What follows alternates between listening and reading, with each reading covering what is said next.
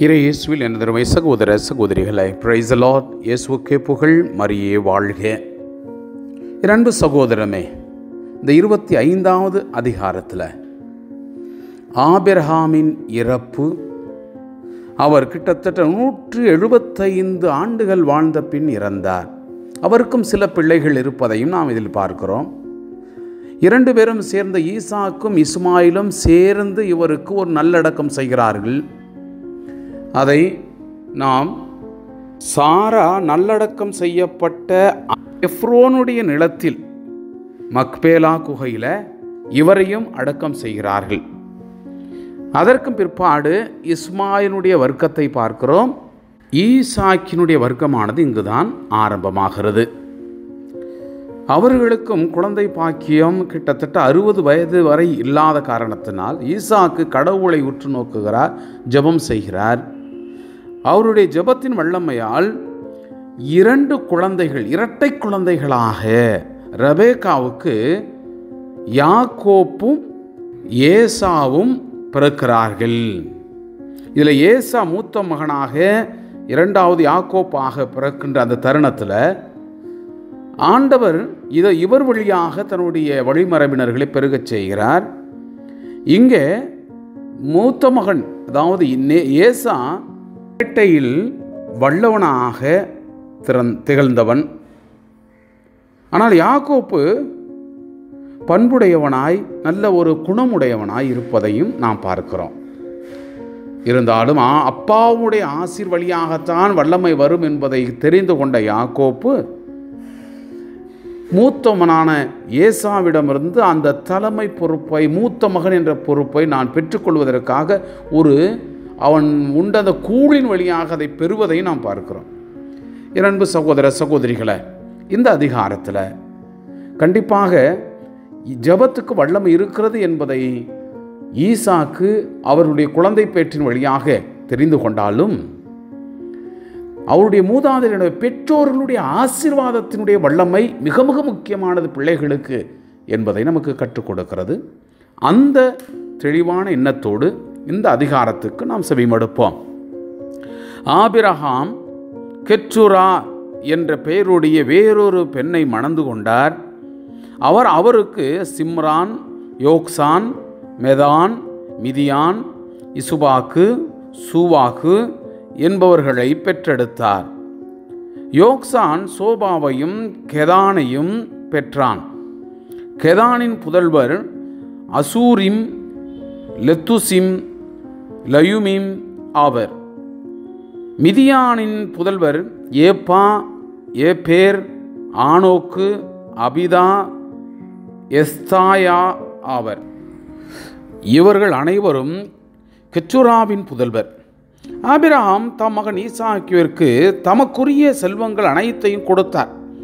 ஆனால் அவருடைய மறுமனைவியினுடைய பிள்ளைகளுக்கு அன்பளிப்புகளை கொடுத்து தாம் உயிரோடு இருக்கும் போதே தம் மகன் ஈசாக்கிடமிருந்து பிரிந்து கீழ்த்திசை நாட்டிற்கு அனுப்பிவிட்டார்.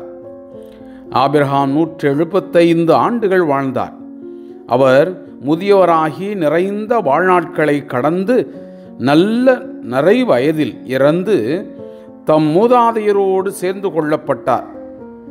அவர் புதல்வர்களாகிய ஈசாக்கும் இஸ்மாயிலும் மம்ரே நகருக்கு கிழக்கேயே இத்தியனான சோபாரினுடைய மகன் எப்ரோனுடைய நிலத்தில் இருந்த மக்பேலா குகையில் அவரை அடக்கம் செய்தனர். அவர் அந்த நிலத்தை தான் இத்தியரிடமிருந்து விலைக்கு வாங்கியிருந்தார். அதில் அவர் தம் மனைவி சாராவோடு அடக்கம் செய்யப்பட்டார். ஆபிரகாம் இறந்த பின் அவர் மகன் ஈசாக்கிற்கு கடவுள் ஆசி வழங்கினார். பெயர் லக்காய்லோயி என்ற இடத்தில் ஈசாக்கு வாழ்ந்து வந்தார். சாராவின் பணிப்பெண்ணும் எகிப்தியாளுமான ஆகார் ஆபிரகாமுக்கு பெற்ற மகனான இஸ்மாயிலுடைய வழிமரபினர் பின் வருபவர் ஆவர். பிறந்த வரிசையின்படி இஸ்மாயிலுடைய புதல்வரின் பெயர்கள்: இஸ்மாயிலின் மூத்த மகன் நெபயோத்து, கேதார், அத்பியேல், மிப்சாம், மிசுபா, தூமா, மாசா, அதாவது தேமா, எட்ரூர், நாபீசு, கேதாமா இவர்களே. இஸ்மாயிலின் புதல்வர்கள் பன்னீர் குலத்தின் தலைவர்களான இவர்கள் தம் குடியிருப்பவர்களுக்கும் பாளையங்களுக்கும் தம் பெயர்களை இட்டனர். இஸ்மாயில் மொத்தம் 137 ஆண்டுகள் வாழ்ந்த பின் இறந்தார். அவர் இறந்து தம் இனத்தாரோடு சேர்த்து கொள்ளப்பட்டார். அவர்கள் அவிலாவுக்கும் குருக்கும் இடைப்பட்ட பகுதியிலே வாழ்ந்து வந்தனர். இது எகிப்தியருக்கு கிழக்கே அசீரியா வரை உள்ளது. இவர்கள் தங்கள் சகோதரர்கள் அனைவரையும் விட்டு பிரிந்து வாழ்ந்தனர்.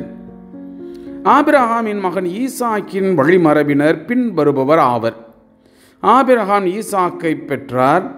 ஈசாக்கிற்கு 40 வயதான போது பதான் அராமை சார்ந்த அரமேயன் பெத்துவேலினுடைய மகளும் அரமேயன் லாபானின் சகோதரியுமான ரெபேக்காவை மணந்து கொண்டார். ஈசாக்கு மலடியாயிருந்த தம் மனைவிக்காக ஆண்டவரிடம் மன்றாடினார். ஆண்டவரும் அவர் மன்றாட்டை கேட்டருளினார். அவர் மனைவி ரெபேக்கா கருத்தரித்தார். ஆனால் அவருடைய கருப்பையில் இருந்த புதல்வர்கள் தங்களுக்குள் முட்டி மோதிக்கொண்டனர்.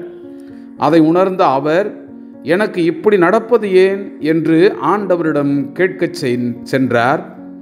ஆண்டவர் அவரை நோக்கி, உன் கருப்பையில் 2 இனங்கள் உள்ளன.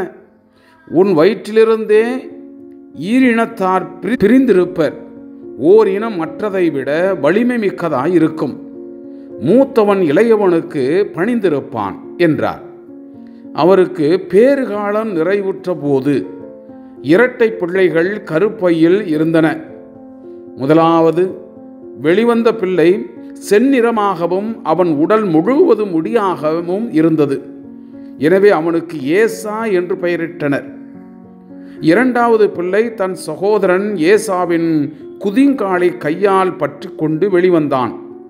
எனவே அவனுக்கு யாக்கோப்பு என்று பெயரிட்டப்பட்டது. அவர்கள் பிறந்தபொழுது ஈசாக்கிற்கு வயது 60. இருவரும் வளர்ந்து இளைஞரான போது அவர்களுள் ஏசா வேட்டையில் வல்லவனாய் திறந்த வெளி மனிதனாய் வாழ்ந்து வந்தான். ஆனால் யாக்கோப்பு பண்புடையவனாய் கூடாரத்தில் உறைபவனாய் வாழ்ந்து வந்தான். ஏசா வேட்டையாடி தந்த உணவின் பொருட்டு ஈசாக்கு அவன் மேல் அன்பு கொண்டிருந்தார். ரெபேக்காவோ யாக்கோப்பின் மீது அன்பு கொண்டிருந்தார். ஒரு நாள் யாக்கோப்பு சுவையான கூழ் சமைத்து கொண்டிருந்த பொழுது ஏசா களைத்து போய் திறந்த வெளியிலிருந்து வந்தான். அவன் யாக்கோப்பிடம், நான் களைப்பாயிருக்கிறேன், இந்த செந்நிற சுவையான கூழில் எனக்கு கொஞ்சம் கொடு என்றான். அவனுக்கு ஏதோம் என்னும் பெயர் வழங்கியதற்கு இதுவே காரணம். யாக்கோப்பு அவனை நோக்கி, தலைமகன் உரிமையை இப்பொழுதே எனக்கு விற்றுவிடு என்றான். அவன், நானோ சாகப் போகிறேன், தலைமகனுக்கு உரிமையால் எனக்கு என்ன பயன் என்றான். யாக்கோப்பு, இப்போதே எனக்கு ஆணையிட்டு கொடு என்றான். எனவே ஏசா ஆணையிட்டு தலைமகனுக்குரிய உரிமையை யாக்கோப்புக்கு விற்றுவிட்டான். யாக்கோப்பு ஏசாவுக்கு கொஞ்சம் அப்பமும் சுவையான பயிற்றும் கூழும் கொடுக்க அவனும் தம் வழியே சென்றான். Praise the Lord. இயேசுவுக்கே புகழ், மரியே வாழ்க.